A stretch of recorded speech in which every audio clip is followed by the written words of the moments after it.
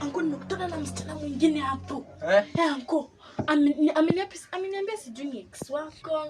Sijui ameniambia ni nani wako. Ni ex wangu? Sijui ameniambia aje Anko.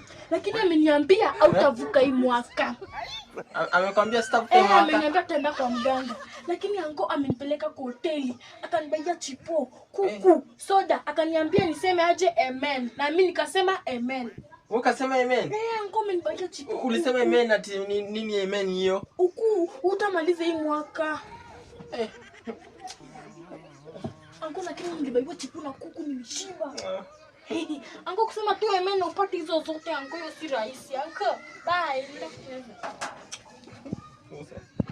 Watoto gani hao wanaambiwa waseme amen, mtu atavuka mwaka na anasema amen. Lakini najua wewe ni nyambura. Nyambura hizi nifanyia kitu. Wewe nilimwacha huyo. Huyo nilimcheat. Haizi nifanyia kitu. Hata mimi nilala. Wewe haizi nifanyia kitu. A few moments later. Nani? Uko ni wapi?